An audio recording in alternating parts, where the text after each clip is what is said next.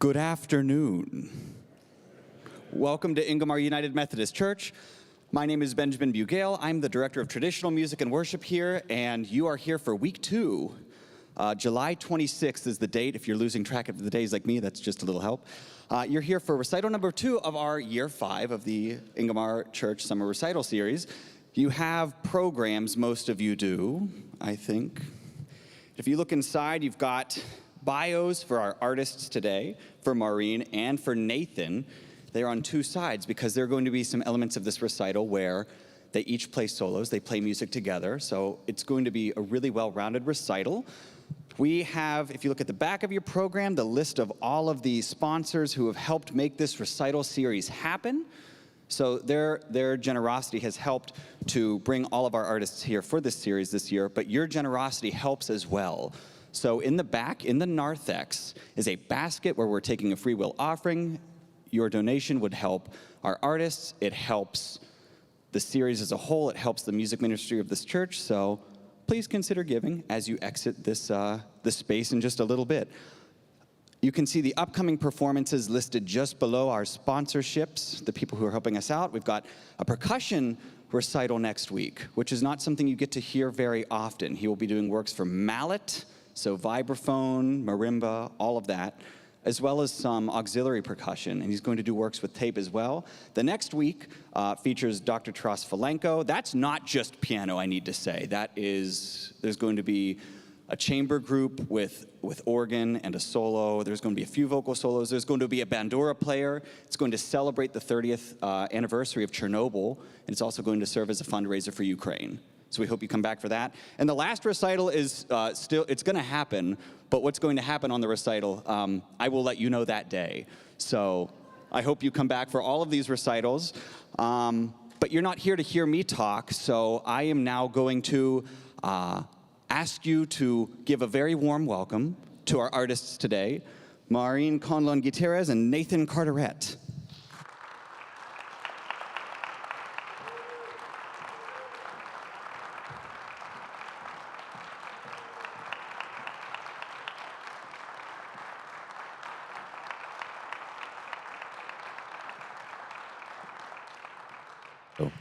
Do I have to turn this on, or am I? Oh, I'm okay. Hi, everybody, and thank you so much for coming. I just want to say a few words about the first piece on the program. Florence Price is an American composer. She was a black composer originally from Arkansas, and she made her career mainly in Chicago. She won a blind competition, a submission of a symphony to the Chicago Symphony Orchestra, and they performed her symphony, making her the first black woman to have a symphony performed by the Chicago Symphony. She made a living in Chicago playing in church, organ, and teaching. She taught a younger generation of composers and pianists, and singing, and she made concert arrangements for Marian Anderson that were later used by Leontine Price of Spirituals for a concert performance. In the church world, her music was never forgotten. Her organ music was played, her song arrangements were done, but about 20 years ago, she didn't have any other major compositions during her life that were performed. But about 20 years ago, there were some flippers, and they bought a cabin in central Illinois, and they were clearing it out, and in the attic of the cabin, they found boxes of music manuscripts. It was Florence Price's vacation cabin. And she had a number of works in there that were major compositions, including 2 violin concertos.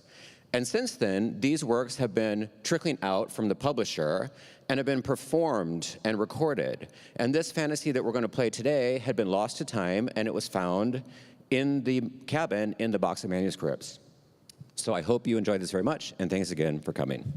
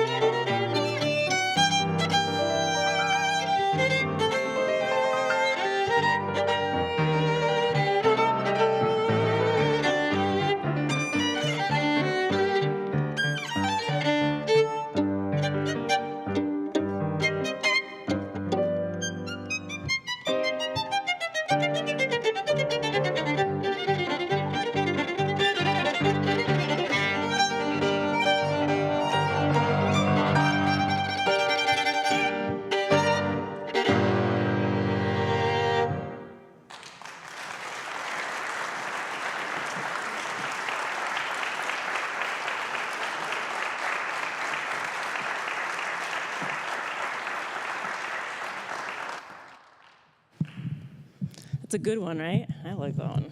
That's a fun one. If you haven't heard her music before, I hope you go and research. There's so much great music. She's got symphonies, she's got lots of vocal stuff, organ stuff, and thankfully, some violin stuff. Who's heard of the next composer on our program? Show of hands. Nobody? Oh, good. Good. So I came across this wonderful composer in 2020, actually, and I was very pleasantly surprised. She was born in France, in Paris, to two Spanish parents. And both of her parents were singers, opera singers, and teachers, and pianists. And they, of course, trained both of their daughters in piano and voice. But the older sister, Pauline's older sister, was literally called the diva. So she had quite the operatic career. And so even though Pauline really wanted to be a singer, they said, that's your sister's role. You get to play the piano. So she became a really fantastic pianist, and she used to play duets with people that you probably recognize, like Chopin and Liszt and Saint-Saëns. And she wrote a bunch of music as well. One of the things I think is really cool is that both her parents, her sister, and herself came to New York City, and they were part of the first ever production of Don Giovanni in the United States. Don Giovanni, the opera by Mozart, if you don't know about that. I thought that was very, very interesting. And then they ended up in Mexico, which is where I'm from, and that's actually where Pauline's career as a pianist and a composer started. Which I thought was very cool, personally. So she ended up making her residence in France, and she got married to a gentleman with the last name of Viardot. But her last name was Garcia, her maiden name was Garcia, and she kind of stopped performing the moment she got married, because that was what you did back then, and she had kids, and so this set of 6 pieces was written for her son, Paul Viardot, and they probably played it together. And I love this little collection because they're kind of character pieces, so each one kind of describes a different emotion or image. So I hope you can kind of see that or feel that through everything. There's a romance, there's a bohemian, which is kind of like gypsy airs. There's a berceuse, so you can imagine a baby being, lulled to sleep. There's a mazurka, which may have been inspired by Chopin, we don't really know. And then there's a French song, which I think is really lovely. And then a tarantella to close. So I hope you enjoy this little collection of pieces.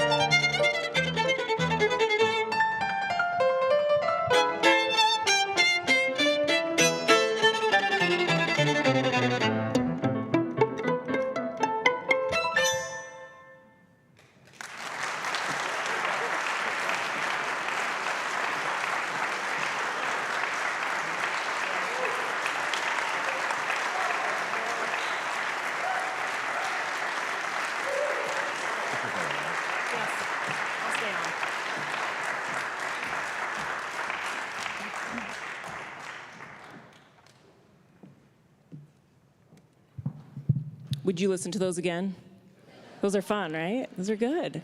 Like, how does no one know about this? And she's got a lot more stuff, so I plan on playing all of it.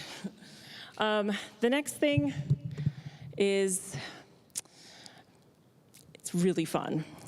It's based on tango. And it's kind of like a, let's see all the things that the violin can do using tango as like the base. And it's composed by a dear friend of mine, Juan Ramirez.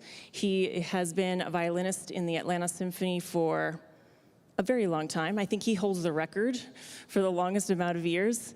And he is a true Renaissance man.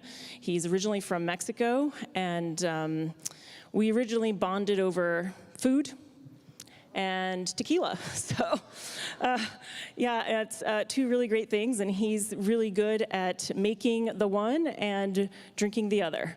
And we had a really good time at his house in Atlanta, and by the end, he gave me a whole bunch of his compositions, which I've absolutely loved playing and sharing with audiences everywhere. And he kind of, he conducts, he plays the guitar, he plays the guitarrón. It's kind of like a bigger guitar that the mariachi use. And so you'll hear a little bit of influence of our music, the mariachi music, kind of mixed in with the tango from Argentina. So enjoy.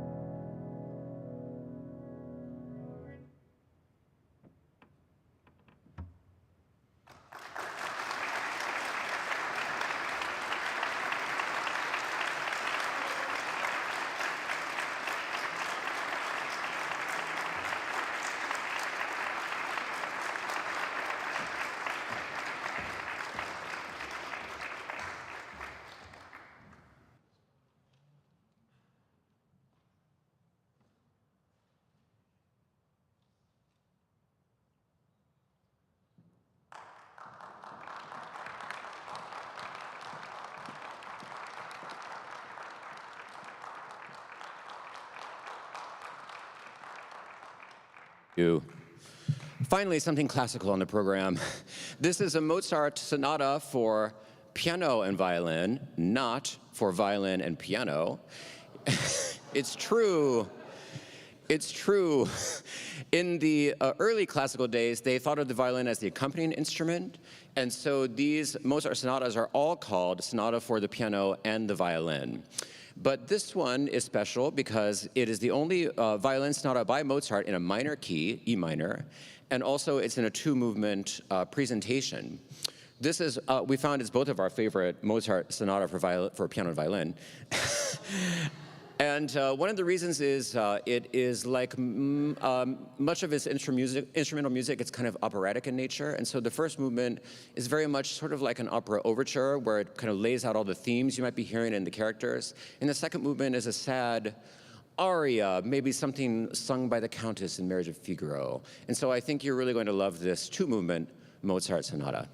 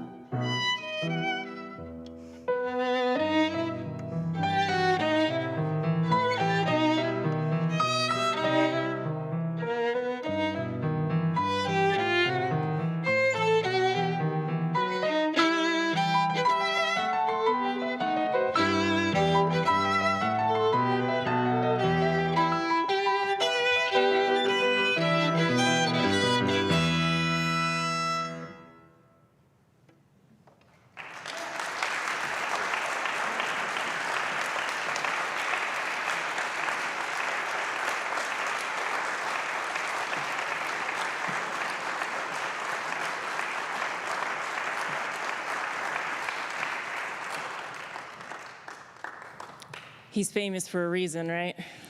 That's why everyone knows who he is. Such great music. How many of you know the next composer on the program? Oh, good. Yeah, she's fortunately, as far as female composers go, doing okay. Her music is performed a good amount, even though during her lifetime that was not the case. She married a well-to-do physician, and they lived in England, and that's just not what you did. You didn't perform. And so she basically poured all of her artistic energy into composition. And there is so much wonderful music that she has left us. She was a wonderful pianist. She would occasionally play, home concerts because her husband wouldn't let her work. And this particular piece, this romance, is probably my absolute favorite romance, and there's a lot to choose from. So I hope you'll see why. It's an absolutely stunning piece of music, and you can kind of hear influences from all those great romantic composers. So enjoy.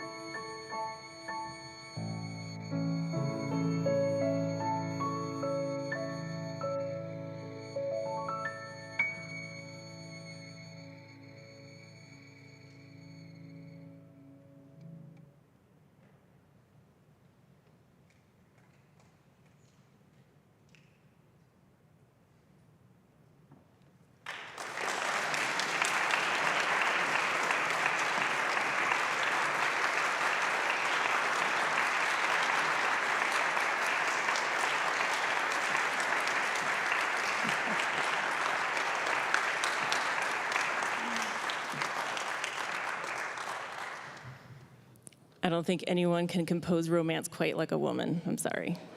It's just, am I right? Am I right?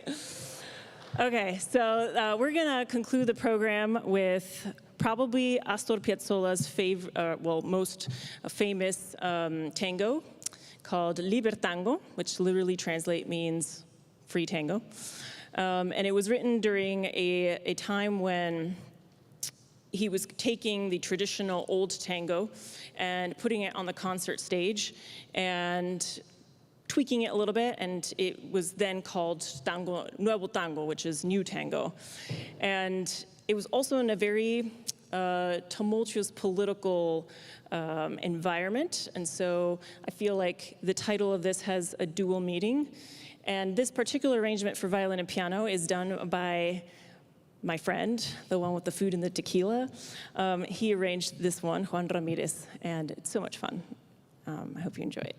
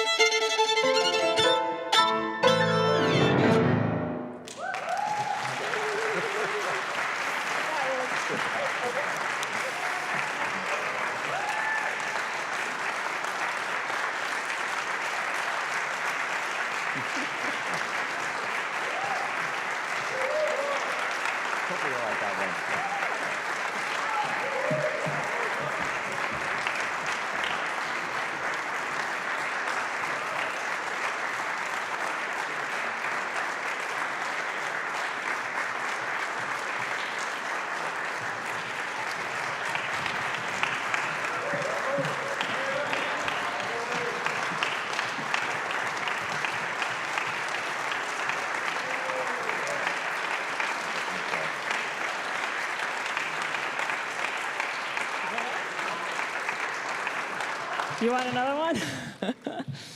Okay, we're gonna stay with the theme of tango, but this is a tango that a lot of people don't really think of when they think of tango, and it's by Astor Piazzolla, and it's called Oblivion.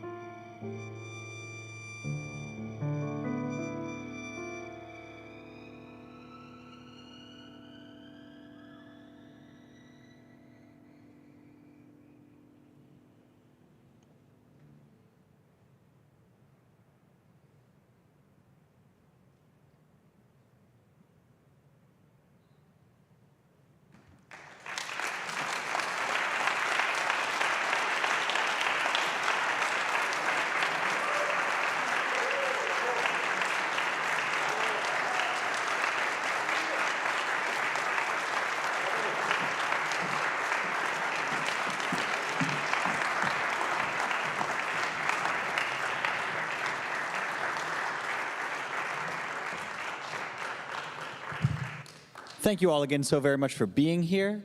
Don't forget there's a basket in the back if you'd like to help contribute to this recital series. And I'm sure that Nathan and Maureen will be hanging around to accept all of your love and greetings. So one more time, let's give them one more round of applause. Thank you very much for being here.